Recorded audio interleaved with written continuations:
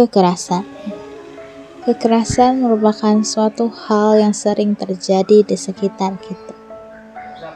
Kekerasan tidak mengenal siapa kamu. Kekerasan dapat terjadi di mana dan kapan saja.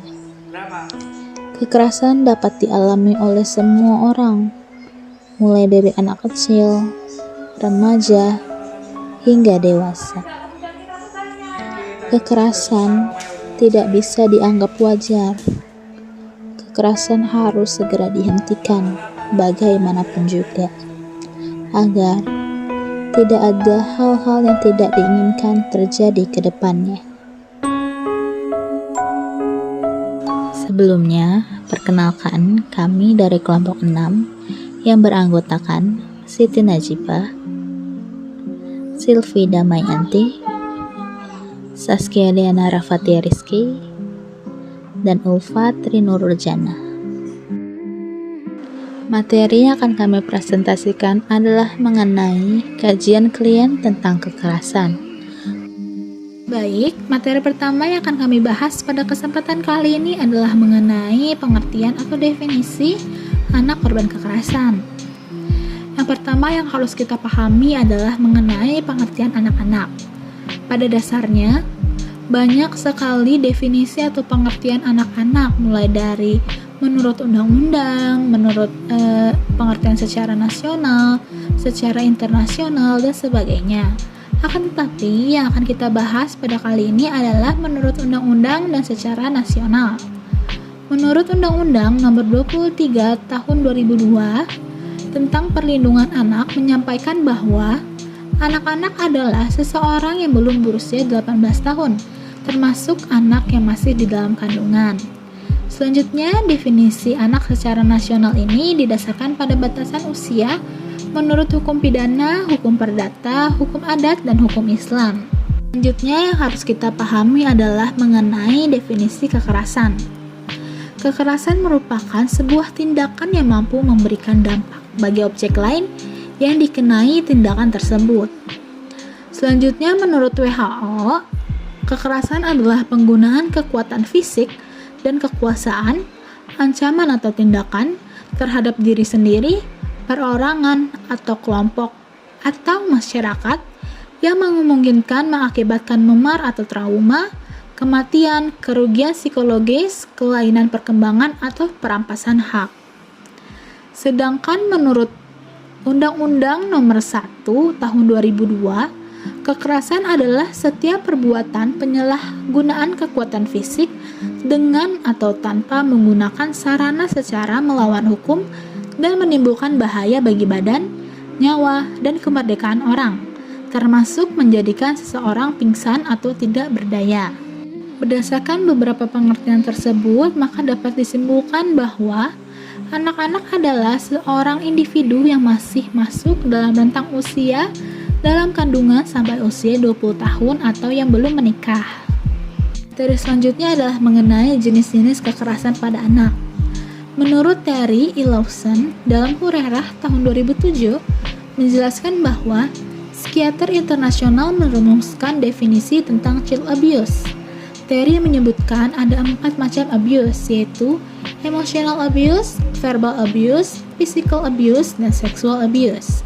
Di samping itu, Huda pada tahun 2008 menambahkan pengabaian atau neglect dan komersialisasi sebagai bagian dari kekerasan kepada anak. Jadi, jenis-jenis kekerasan pada anak ini dibagi menjadi 6 kategori, yaitu ada kekerasan secara fisik atau physical abuse, yang kedua kekerasan emosional atau emotional abuse, yang ketiga kekerasan secara verbal atau verbal abuse, yang keempat kekerasan seksual atau sexual abuse, yang kelima pengabaian atau neglect, dan yang terakhir itu komersialisasi. Pertama itu ada kekerasan secara fisik atau physical abuse. Physical abuse ini terjadi ketika orang tua atau pengasuh dan pelindung anak memukul anak, padahal sebenarnya anak tersebut sedang memerlukan perhatian. Jadi contohnya itu seperti orang tua yang memukul anak, orang tua yang menjewer telinga anak, orang tua yang mencubit anak, dan sebagainya. Pukulan atau kekerasan tersebut akan diingat anak jika kekerasan tersebut dilakukan dalam periode yang lama, misalnya setiap hari diperlakukan seperti itu sampai berbulan-bulan, sampai bertahun-tahun. Kesakitan atau kekerasan itu akan bakal diingat anak sampai dia dewasa. Yang kedua ada kekerasan emosional atau emotional abuse. Emotional abuse ini adalah sikap atau perilaku yang bisa mengganggu perkembangan sosial atau kesejahteraan anak. Istilah lain dari kekerasan emosional ini adalah kekerasan mental ataupun kekerasan psikologis. Jadi, kekerasan emosional ini lebih ditujukan kepada mental atau psikisnya seorang anak ini. Contohnya seperti orang tua yang memarahi anak tanpa sebab. Selanjutnya menuduh anak, terus menjatuhkan anak. Pokoknya lebih ke yang mengarah ke psikis atau ke mental si anak tersebut. Yang ketiga ada kekerasan secara verbal atau verbal abuse. Verbal abuse ini terjadi ketika perilaku verbal di mana pelaku melakukan pola komunikasi yang berisi penghinaan ataupun kata-kata yang melecehkan anak. Pelaku ini biasanya melakukan tindakan mental abuse, menyalahkan, melabeli atau menghambing hitamkan. Jadi seperti bullying secara verbal, seperti misalnya mengata-ngatai seorang anak, terus menuduh anak dan sebagainya. 5 itu ada pengabaian. Arti pengabaian di sini adalah di mana anak tidak mendapatkan perlindungan ataupun perhatian dari orang-orang. Hal ini dapat terjadi baik disengaja maupun tidak disengaja. Pengabaian di sini dapat berupa pengabaian fisik, edukasi, kesehatan, dan psikologis. Salah satu contohnya yang pasti terjadi di sekitar kita itu adalah di mana orang tua lebih asik bermain dengan gadget ketimbang untuk bermain dengan anak-anaknya.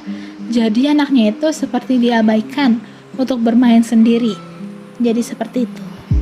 Keempat adalah kekerasan seksual atau sexual abuse. Sexual abuse adalah keterlibatan seorang anak dalam segala bentuk aktivitas seksual yang terjadi sebelum anak mencapai batas umur tertentu yang telah ditetapkan oleh negara yang bersangkutan, di mana orang dewasa atau yang dianggap memiliki pengetahuan lebih memanfaatkan seorang anak untuk sekedar kepuasan seksualnya. Lalu selanjutnya Linus dalam Maslihah tahun 2006 menjelaskan bahwa kekerasan seksual terhadap anak ini meliputi tindakan mencium dan menyentuh seksual anak, tindakan seksual atau pemerkosaan terhadap anak, memperlihatkan benda atau media porno, menunjukkan alat kelamin kepada anak, dan sebagainya. Kekerasan seksual ini dibagi menjadi 2 berdasarkan identitas pelakunya. Yang pertama itu ada familial abuse atau kekerasan seksual di mana antara korban dan pelaku masih dalam hubungan darah, menjadi bagian dalam keluarga inti. Dan extrafamilial abuse atau kekerasan seksual di mana korban dan pelaku tidak ada hubungan darah atau di luar keluarga inti. Yang terakhir ada komersialisasi. Kekerasan pada tipe ini merupakan kekerasan di mana adanya pengambilan keuntungan materi secara sepihak oleh pelaku kekerasan terhadap korban, baik secara sengaja maupun tidak disengaja. Komersialisasi ini dibagi menjadi 3, yaitu yang pertama perlakuan anak untuk menjadi buruh, yang kedua itu prostitusi, dan yang terakhir itu perdagangan. Materi selanjutnya yaitu penyebab kekerasan pada anak. Yang pertama, usia. Beberapa kejadian kekerasan fisik terhadap anak yang tergolong memiliki dampak yang sangat fatal ditemukan pada anak usia bayi, menurut Kircher 2001. Hal ini menunjukkan bahwa kondisi usia bayi menunjukkan kelemahan sang anak.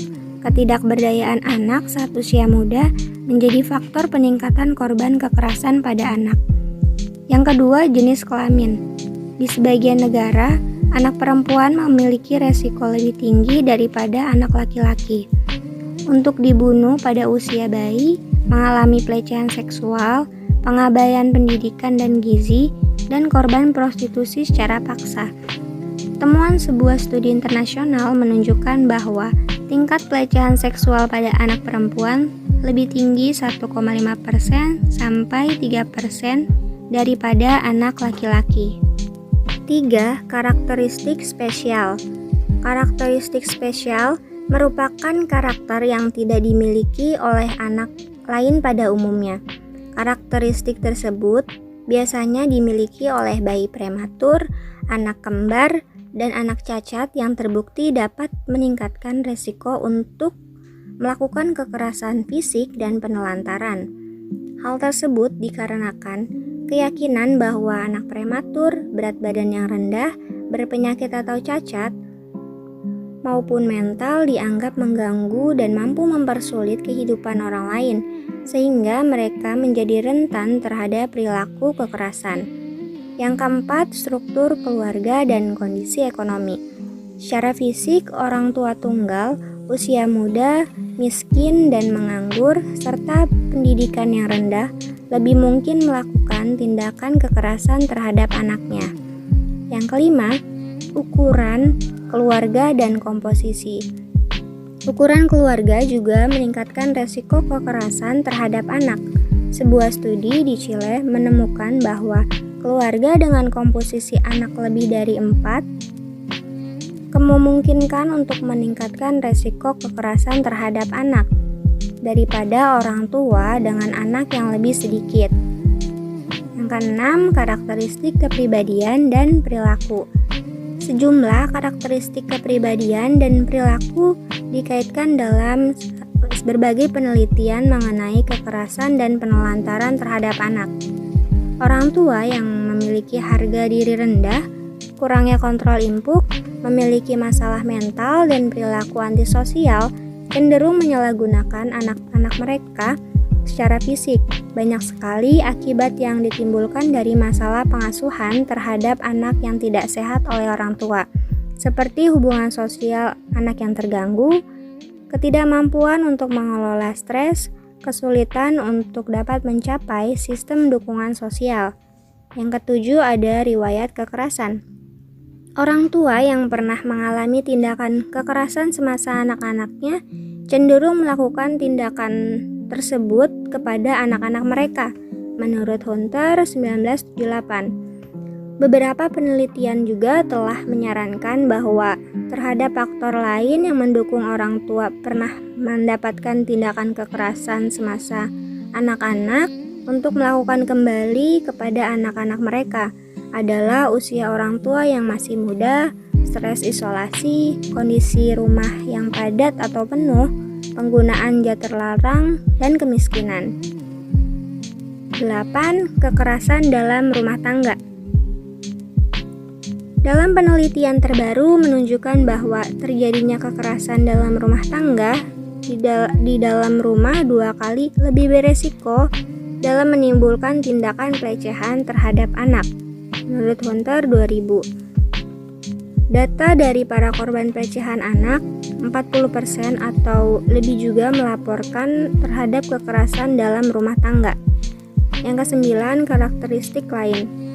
Stres dan isolasi sosial dari orang tua juga telah dikaitkan dengan tindakan kekerasan dan penelantaran terhadap anak.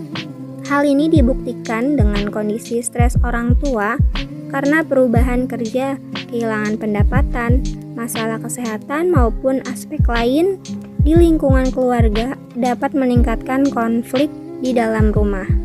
Selain faktor yang terdapat dalam diri individu sampai dengan kondisi keluarga, ternyata faktor masyarakat juga menjadi kemungkinan untuk meningkatkan resiko tindak kekerasan pada anak.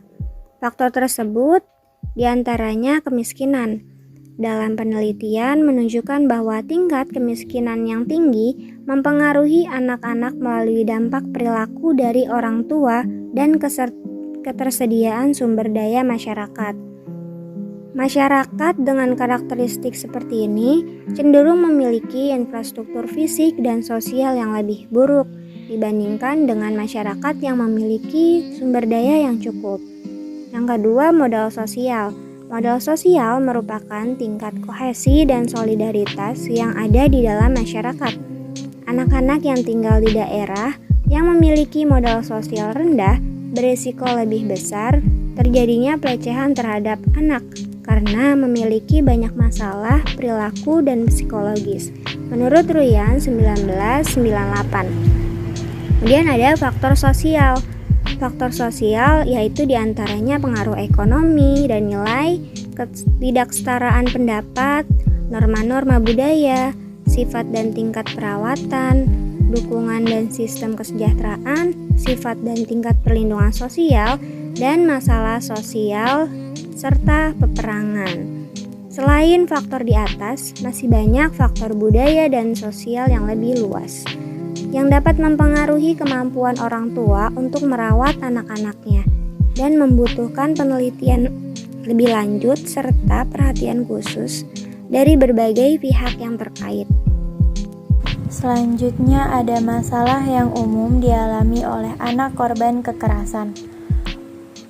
Perilaku kekerasan yang diterima oleh anak membawa dampak yang besar bagi perkembangan mereka, baik secara fisik, psikologis, maupun mentalnya. Anak korban kekerasan berpeluang untuk menjadi pelaku tindakan kekerasan di kemudian hari kepada orang lain sebagai bentuk pembalasan dendam.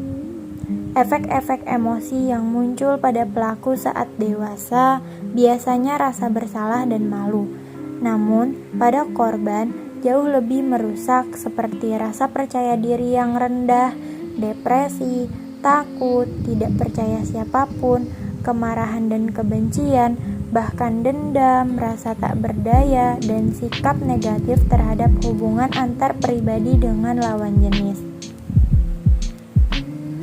Kekerasan yang dialami anak membuat anak memiliki kecenderungan gugup, gampang cemas, dan suka melakukan permulaan terhadap orang lain. Data statistik National Child Abuse and Neglect yang merupakan data sistem Amerika tahun 1997 menunjukkan 75% pelaku kekerasan pada anak adalah orang tua mereka, 10% sanak keluarga dekat, dan 2% dilakukan oleh orang-orang di sekitar kehidupan anak, misalnya pengasuh, dokter, guru, dan sebagainya. Menurut Dams dan Nelson tahun 2003. Hal yang perlu dipikirkan adalah apa yang harus dilakukan terhadap pelaku kekerasan.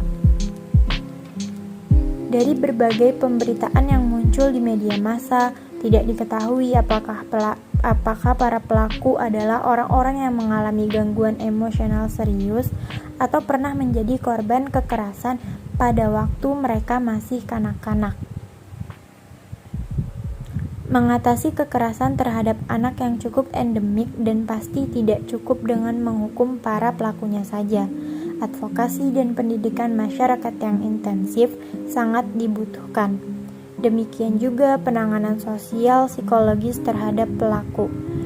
Di Amerika, ada 1.000 sampai 5.000 anak yang mati karena kekerasan yang dilakukan oleh orang tua mereka. Menurut Breyer tahun 1992. Sedangkan di Indonesia sendiri, data semacam ini sulit diperoleh. Namun, data yang tadi sudah disebutkan memberi informasi bagi kita betapa rentannya keadaan anak-anak yang hidup di zaman ini. Pengawasan yang diterapkan secara eksternal bukan cara terbaik untuk anak mengendalikan diri dengan kesadaran dalam diri sendiri. Menurut Gordon tahun 1996. Nah, yang selanjutnya ada intervensi layanan bimbingan konseling. Konselor juga dilatih untuk memberikan orang tua berupa pengetahuan, pelatihan, dan dukungan yang dibutuhkan agar sanggup menjadi orang tua yang tepat. Kerjasama para tim profesional penolong umum terjadi untuk mencapai tujuan tersebut, bukan lain karena upaya serius untuk bisa meluluhlantahkan setiap simpul dari siklus tindakan kekerasan dan pelecehan, dan membantu orang tua belajar kebiasaan baru yang baik selangkah demi selangkah secara alami. Konselor yang berfungsi di dalam lingkup yang melayani anak korban kekerasan memerlukan keahlian khusus membimbing dan mengonseling dalam setting layanan individu maupun kelompok. Namun di sisi lain, beberapa bukti menyoroti pentingnya melakukan intervensi juga terhadap orang-orang berisiko melakukan tindakan kekerasan dan penelantaran terhadap anak oleh orang yang ahli. Konselor juga perlu mempertimbangkan beberapa aspek yang menjadi penyebab munculnya tindakan kekerasan dan penelantaran anak. Hal tersebut dikarenakan sifat dari penyalahgunaan dan penelantaran anak yang seringkali bersifat siklus.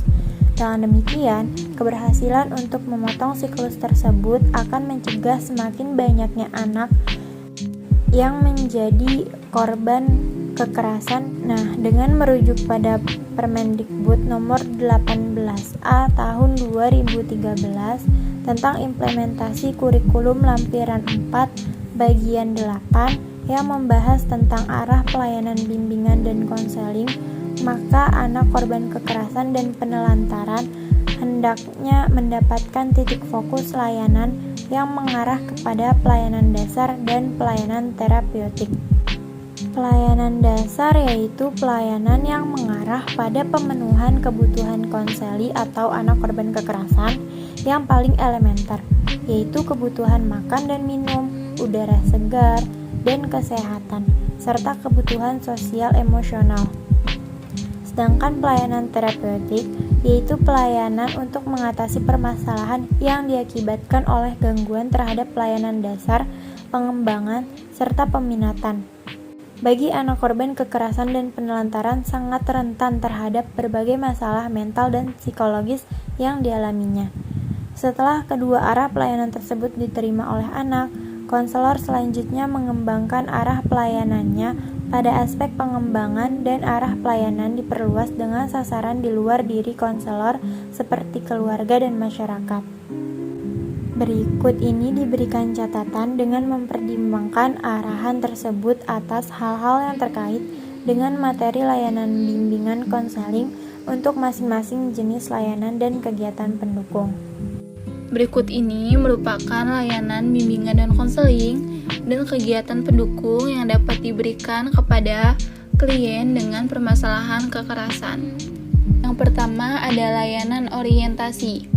Melalui layanan ini, anak diberikan materi untuk memperkenalkan berbagai perilaku sehat yang harus mereka lakukan dalam menjalin hubungan sosial dengan lingkungannya, serta beberapa perilaku penelantaran dan kekerasan yang dapat mengancam mereka dengan berbagai resikonya.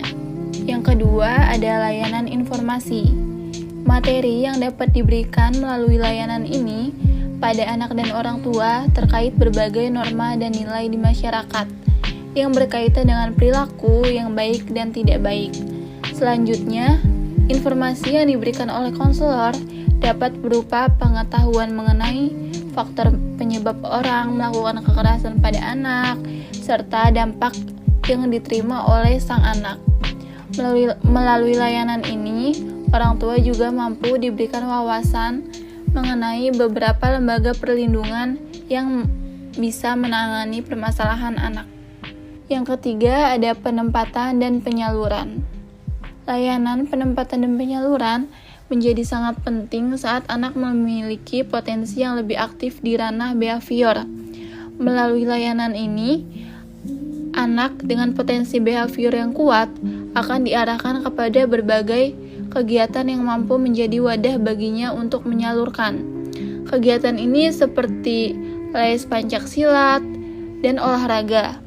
Hal ini dikarenakan anak yang lebih aktif, aspek behaviornya akan memiliki resiko lebih tinggi untuk melakukan kekerasan terhadap anak lain saat tidak mendapatkan wadah yang tepat untuk potensinya. Yang keempat, ada penguasaan konten. Materi yang dapat diberikan oleh konselor atau guru BK adalah terkait beberapa keterampilan diri untuk menahan emosi serta membalas perilaku yang tidak menyenangkan dengan cara yang lebih baik. Keterampilan ini dapat berupa coping, touch, serta asertif. Yang kelima ada konseling perorangan. Materi dalam layanan konseling perorangan memang tidak dapat ditentukan terlebih dahulu.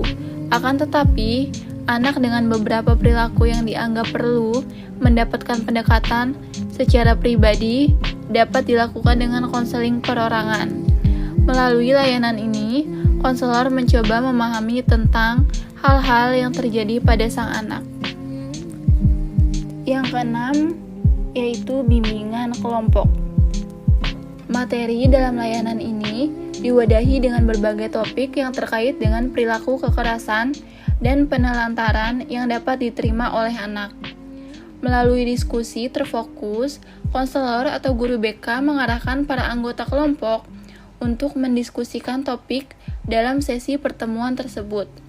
Melalui topik-topik ini, anggota kelompok mengembangkan penghayatan dan pengalaman terkait dengan tindakan kekerasan dan penelantaran.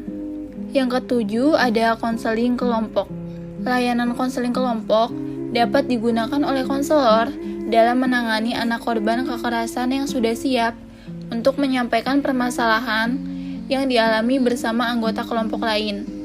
Namun, saat anak belum siap, maka konseling kelompok sebaiknya jangan digunakan. Melalui layanan ini, anak korban kekerasan mendapatkan pemahaman mengenai permasalahan yang dialaminya lewat diskusi dengan anggota kelompok lain.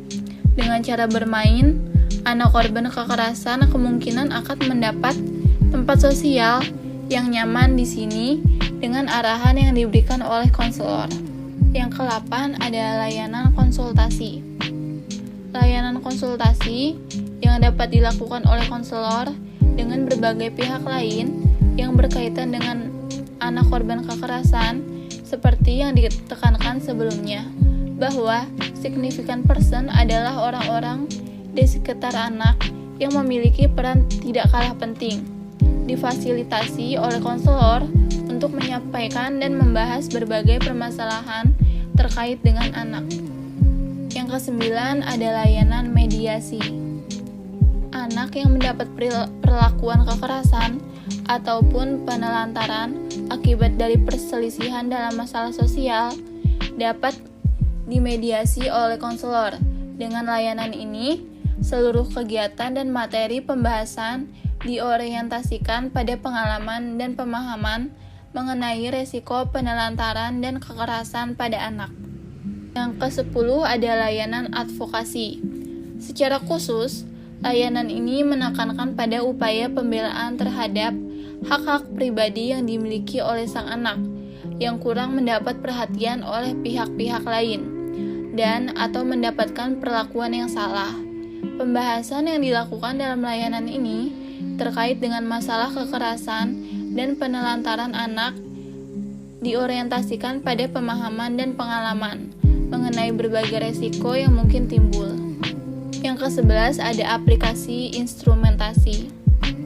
Beberapa instrumen, baik berupa tes maupun non-tes, dapat diaplikasikan untuk menilai kondisi anak, serta mengukur atau mengungkapkan satu atau lebih masalah anak terkait dengan tindakan kekerasan dan penelantaran yang mungkin mereka lakukan. Aplikasi ini dapat diberikan oleh significant person. Yang ke-12 ada himpunan data. Berbagai data perlu dikumpulkan untuk memahami kondisi anak. Data yang terkumpul dalam himpunan data berupa identitas pribadi masing-masing peserta, hasil aplikasi instrumentasi, catatan penting tentang diri anak, prestasi akademik, dan lainnya yang sekiranya bersangkutan dengan hipotesis konselor mengenai kondisi anak dengan menekankan pada asas kerahasiaan. Yang ke-13 ada konferensi kasus. Kegiatan layanan ini dilakukan dengan berbagai pihak yang dapat membantu masalah kekerasan dan penelantaran anak yang ditemukan oleh konselor. Melalui layanan ini, konselor mampu menguasakan langkah-langkah terbaik bagi sang anak. Yang ke-14 ada kunjungan rumah.